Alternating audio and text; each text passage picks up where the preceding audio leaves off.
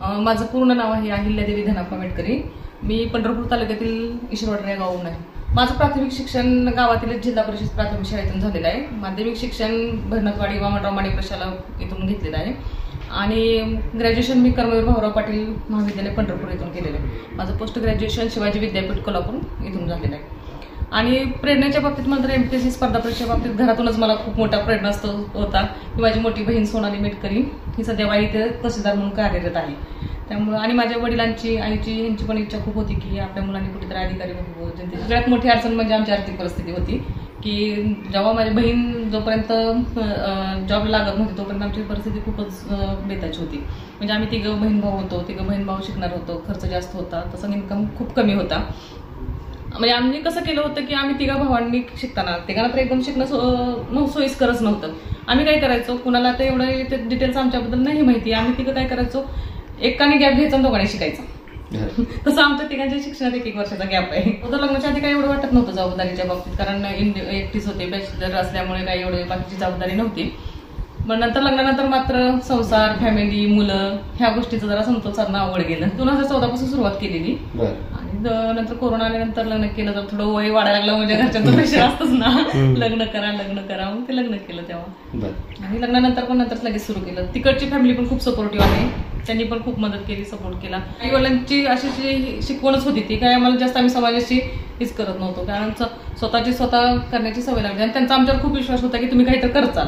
त्यामुळे आम्ही त्या विश्वासावर करत राहिलो. माझ्या मिस्टरांच्या बाबतीत तो पण स्पर्धा परीक्षेची तयारी करत होता, त्याला पण ह्या फील्डची माहिती होतीच ना.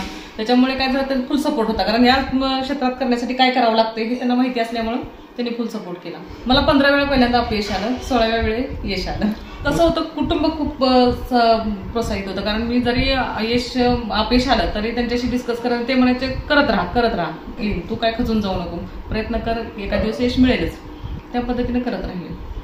आम्ही कसं करत होतो, कुठलाही प्रसंग आला तर आम्ही पहिला त्या तिघंजण डिस्कस करायचो आणि त्याच्यातून काही मार्ग निघाल तो काढायचो. काय झालं, आता स्पर्धा परीक्षा खूप सारा मार्केटमध्ये बुक्स आहेत. आपण कोणत्या ट्रॅकने जातो हे पण खूप महत्वाचं आहे. तुम्ही कुठली बुक्स वाचता, कुठलं मटेरियल वाचता, काय करता हे पण समजायला पाहिजे, कारण उगाच फापट पसरा वाचण्यात पण काय अर्थ नाही.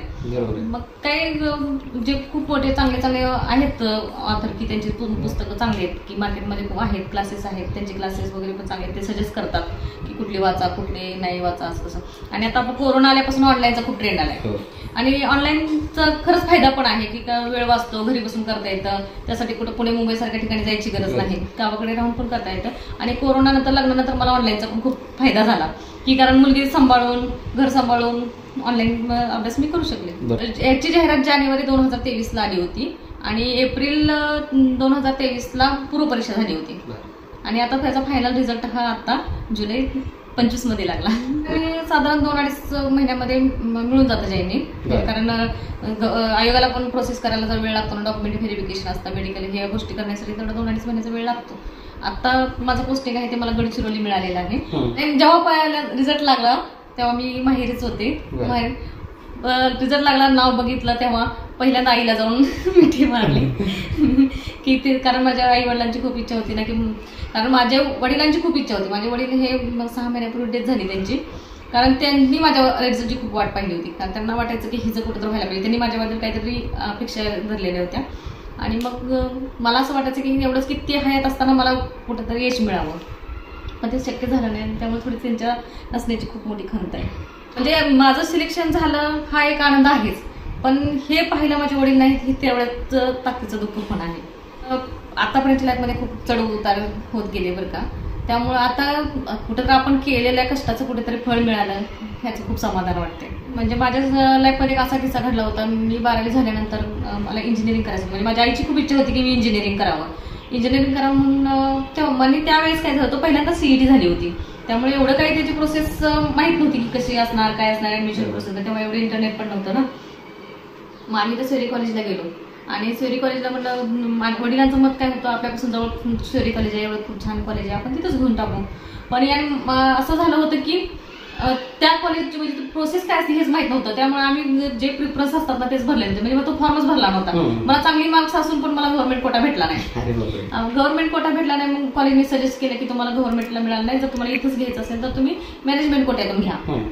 आणि मॅनेजमेंट कोटेतून घेण्यासाठी जवळपास तेव्हा 38,000 फी होती. आणि ते आमच्या कुटुंबाकडून काही शक्य नव्हतं. मग आम्ही त्यावेळेस आता काय करायचं, आणि बाकीकडच्या ऍडमिशन प्रोसेसची डेट पण संपून गेलेल्या, इंजिनिअरिंग ऍडमिशन थोडीशी उशिराच होतं. मग त्यावेळेस असं आमच्याकडे ऑप्शन नाही, आता मला त्यावेळेस गॅप घ्यावा लागणार होता. मग सगळे आम्ही घरातील प्रेशरमध्ये आलो ना की आता 1 वर्ष वाया जाणार, हे जाणार. त्या धक्क्याने माझी आई खूप आजारी पडली. आजारी पडल्यानंतर मग तिला सांगितलं 1 वर्ष वाया गेलं म्हणून काय एवढं आपलं नुकसान होत नाही, आपण पुढच्या वर्षी ऍडमिशन घेऊ, एवढी खचून जाऊ नको. नंतर मी इलेक्ट्रॉनिक्स मध्ये ग्रॅज्युएशन केलं कर्मवीर भाऊराव पाटील कॉलेजला. केल्यानंतर तिथंच गेल्यानंतर मला समजलं की ग्रॅज्युएशन नंतर MCA करता येतं. म्हणजे MCA केल्यानंतर सॉफ्टवेअर इंजिनियर होता येतं. फक्त सॉफ्टवेअर इंजिनियर होता येतं या नावानच मी MCA ला ऍडमिशन घेतलं आणि युनिव्हर्सिटीमध्ये टॉप 5 मध्ये A+ डिग्री घेऊन मी पास झाले MCA. माझं विद्यार्थ्यांना, नवीन विद्यार्थ्यांना एवढंच मत आहे, कारण आता स्पर्धा परीक्षा क्षेत्र हे खूप वास्ट झालेलं आहे, खूप वास्ट झालं. त्या क्षेत्राची तुम्ही पूर्ण पहिल्यांदा माहिती घ्या, नक्की आपल्याला करायचं आहे काय आणि आपण आहे कुठं, आपल्याला त्या फील्डमध्ये गेलं तर आपण कसं कसं करणार आहे, ह्या सगळ्याच्या आधी माहिती घ्या. त्या सगळ्याच्या आधी आपलं पहिला ग्रॅज्युएशन कम्प्लीट करा व्यवस्थित. आता कसं झालं, मुलांचा खूप एक्सटर्नल कल असतो, स्पर्धा परीक्षेत जायचं म्हणलं 12वी नंतर एक्सटर्नल घ्या ऍडमिशन आणि इकडे आपण अभ्यास करून, असं होत नाही. आपण ज्या ह्याच्यात शिक्षण घेणार आहे ते शिक्षण परिपूर्ण पाहिजे. जर ते शिक्षण परिपूर्ण असेल तर उद्या तुम्हाला यश अपयश आलं तर तुम्ही तुमचा दुसरा मार्ग स्वीकारू शकता. आणि स्पर्धा परीक्षा करताना बी प्लॅन हा रेडी असायलाच पाहिजे.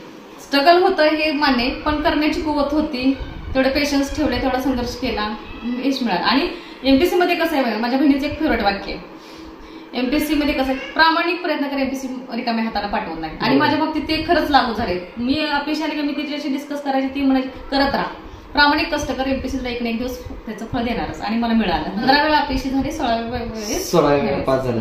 आणि मिस्टरांचा माझ्यावर खूप विश्वास आहे. पहिली गोष्ट, तू करू शकते, तू कर. कारण त्यांनी पहिल्या दिवसापासून मला सपोर्ट केला होता की तू करू शकते, कर. आणि त्यांना आधीच माहित होतं की यामध्ये मी पास होणार आहे.